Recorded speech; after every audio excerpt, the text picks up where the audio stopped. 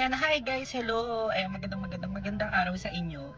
Ayan, so, for today's video ay may pupuntahan tayo. Pupunta tayo ng Borawan, Quezon. Yes. Actually, biglaan to. Niyakag lang ako ni Sir Richard. Kasi, to be honest, dapat talaga pupunta kami ng Puerto Galera. So, mga hindi naman nagswak yung aming mga schedule. Oo. Tapos kung aalis naman kami ng 12 PM, alanganin na. So wala na kami makukuha ng ticket. So kanina si Sir Richard niyakag niya ako. And ayun, pupunta tayo ngayon ng Talisay, Batangas kasi iiwan ko doon yung sasakyan ko, then may isang sasakyan doon, tapos doon na lang kami sasakay. O, di ba? So, ayan, papunta na tayo ngayon ng Talisay. Okay, so mamaya na lang ulit. Mamaya na lang ulit. Ayan, at on the way na ako going to Talisay, Batangas para doon gumora. And doon ko kasi ipapark tong aking sasakyan kasi alam mo na, so kailangan natin maging passenger princess. Char!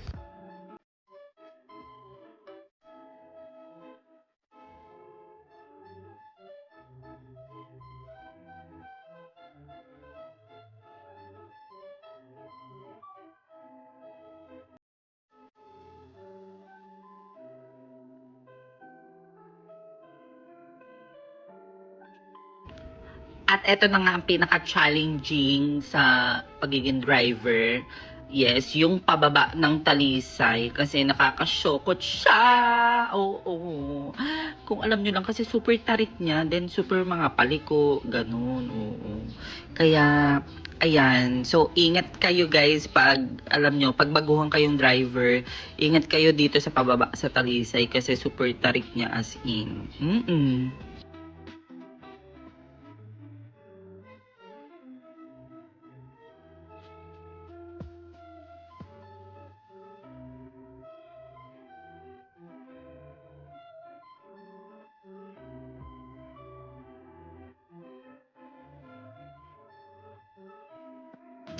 Ito ay nakapag-note agad, hirapan. Kasama ko na yun sina Sir Richard, sina Tito Hen, then ang si Wendell. Si Wendell Ramon. Si Wendell Ramon. Yung friend namin Koreano. Ayan. Yes, so dadaan muna kami ng church kasi medyo malayo-layo yung aming tatahakin at pupuntahan. Tama. Pero 3 hours lang dadaan sa church. So, at dito naman ay on the way naman kami papunta ng Tanawan kasi susunduin naman yung poging driver. Oo, dahil may pasabog si Mama Wendell, 'di ba?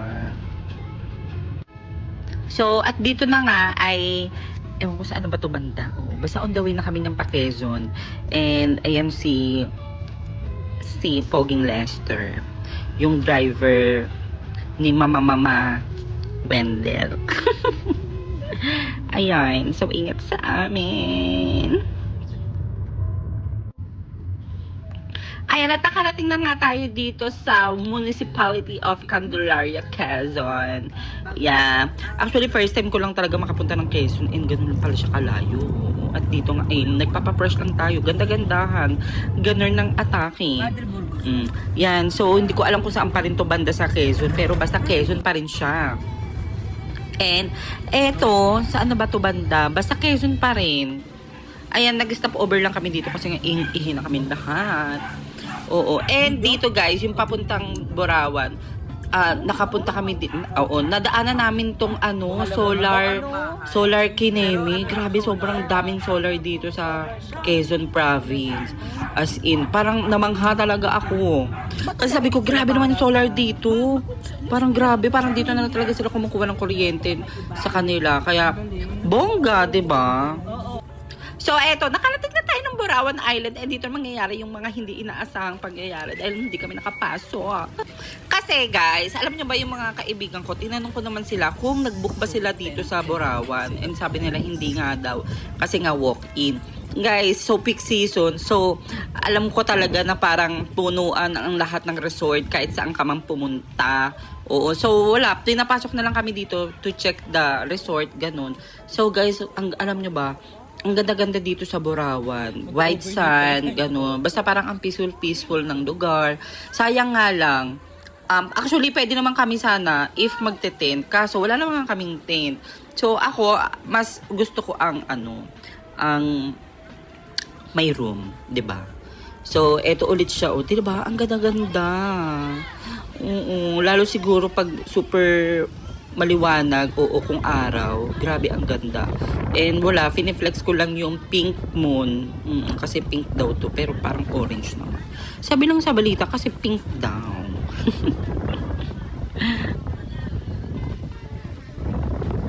Maganda nga si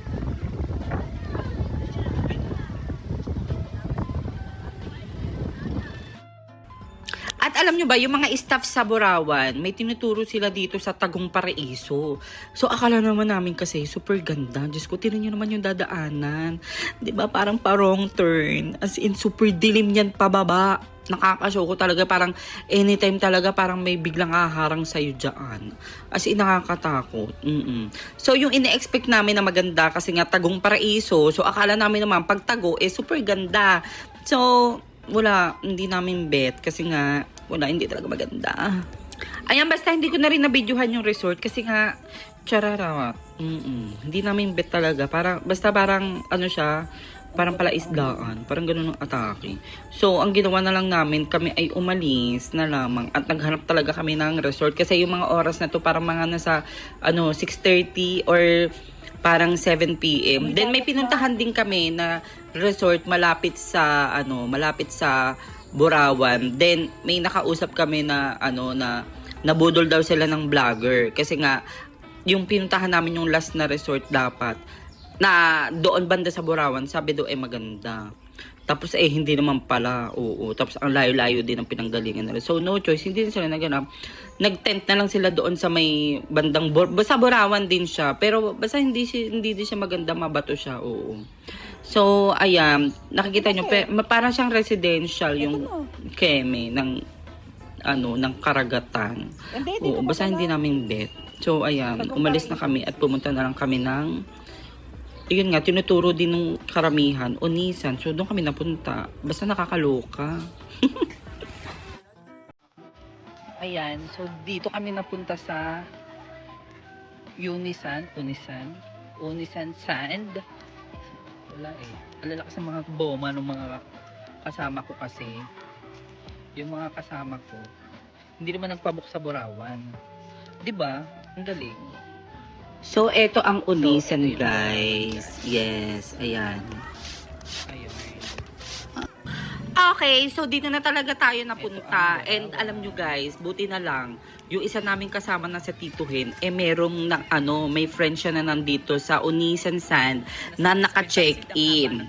Oo, and super bait. Kasi tinanggap na kami sa kanilang kwarto. Yun nga lang, nabubuya talaga ako. 'Di ba? At least, hindi na kami maghahanapan ng kung ano-ano pang resort. Nandito na kami and ang ganda-ganda dito sa Unisan Sand.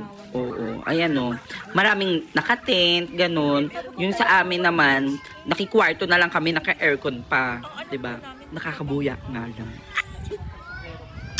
Ayan, at kami ay naglalakad-lakad lamang dito sa Unisan and eto, 'di ba? Ang ganda-ganda lalo sa gabi and sa araw, alam niyo ba guys, super ganda dito sa Unisan. Oo. Ayan. And ayun. Ay, ito yung mga kwarto. Puno ng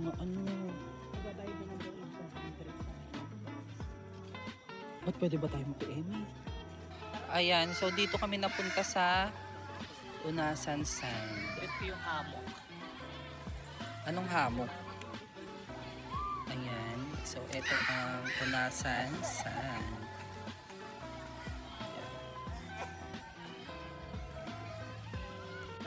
So, laps. Ayan. For the laps na. Si Sir Richard. Tito Hen. Ang ponging driver na si Lester and si Mama Wendell. Si Wendell Ramos. Ayan. And si Tito Hen. Hi. And after namin mag-laps, ayan, naglakad-lakad lang kami dito sa Unisan. So, tinignan namin yung lugar.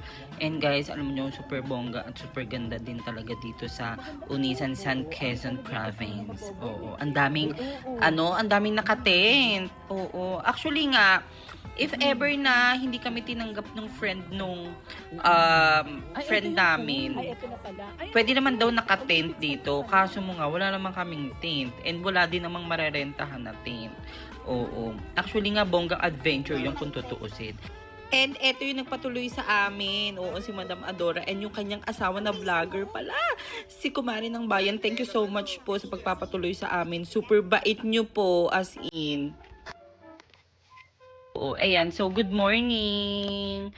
Ayan na, nakatulog na kami doon. Oo, eto yung lugar pag umaga. And super ganda, super linis.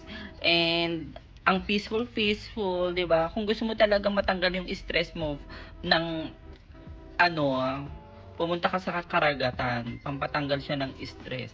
Ako kasi ewan ko, naging ano na ako, naging dagat lover. Pag na-stress ako, parang gusto ko laging magdagat, ganun. So, eto yung lugar ng Unisan pag umaga. Anong oras ba ito? Parang mga 7 a.m. ata ito.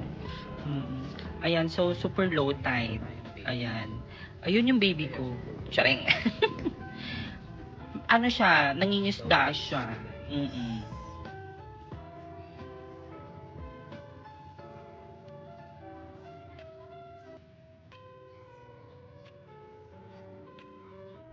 At magbe-breakfast na tayo at dahil Biyernes Santo, bawal tayong kumain ng baboy. Kaya nagdaing na lang tayo. Ayan si Mama Wendell, si Tito Hen, and si Sir Richard. At after namin kumain kami ay naglakad-lakad muna. And may nakita kaming super pogi na masarap na ulam. Diba, meron siyang paa. Diba, bongga nung ulam na to. Chareng! Shout out sa'yo, kuya. Kung mapanood mo man to. Wala lang. Hello po sa inyo dahil bet na bet po kayo ng kasama namin.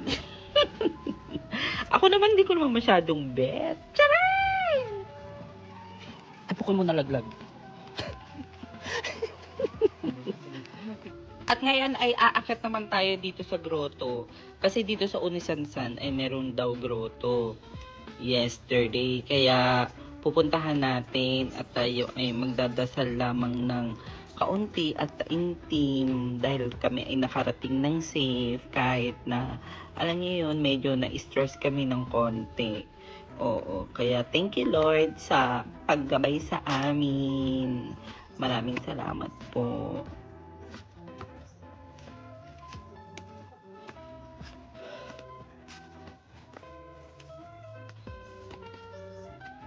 At ito na, nakarating na tayo dito sa grotto, dito sa Unisansan.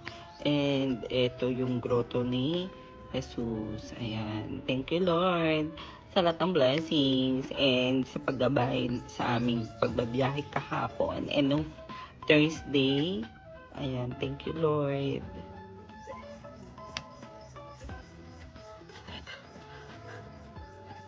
Mamaya wala na akong kilay.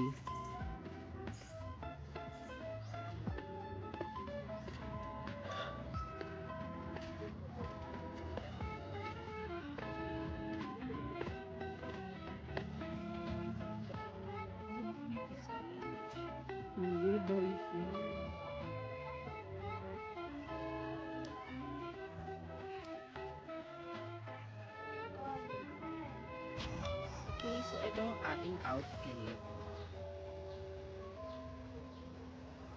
Ang init. Sunog tayo ngayon. Dahil tayo ay maliligo.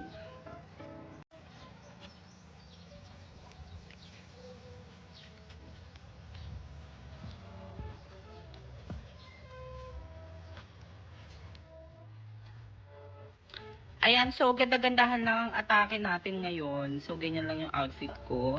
Ayan, then pupunta na tayo ng karagatan. Sa karagatan. Hi. Tapos nadapa po ako pa yun.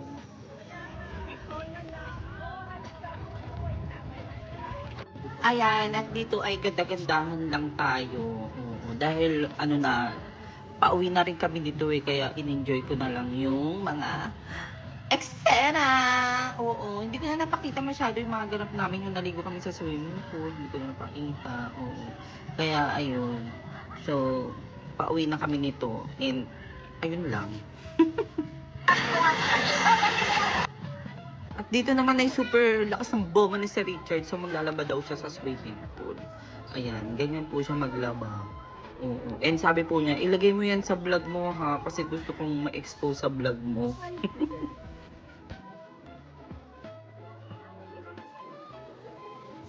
At ito na nga, pauwi na kami nito and nag-check out kami ng 12 p.m. Ayan, so inagahan na namin kasi para hindi rin kami gabihin at masyadong malayo tong Quezon sa Talisay. Parang 4 hours din. Ayan. Thank you, Lester. Tcharam! Thank you sa pagdadrive. O, diba? Wala lang akong pogi. Pogi naman, oo. Pogi talaga siya. 'Di ba, Mama Wendell? Mm. Ayan, so tinulugan lang po tayo ni Tito Hen at ni Sir Richard. So, ewan ko ba ako talaga hindi ako makatulog sa mga biyahe. Okay, so hanggang dito na lang yung vlog ko. Bye! Ayan, at pauwi na talaga at paakit na tayo ng Tagaytay. So hanggang dito na lang talaga itong vlog na po. Okay. So thank you for watching. Sana nag-enjoy kayo sa vlog ko. At kung hindi man kayo nag-enjoy, di ba lang kayo sa buhay nyo. Basta ako nag-enjoy ako sa pagdadagat namin, sa adventure. Yes. Bye guys. Thank you for watching. And nice to meet you pala kay Mama Wendell and kay Lester. Nice to meet you sa inyo. Sana mag-meet pa tayo soon. Yes, tara na ulit magdagat. Tcharing! Bye!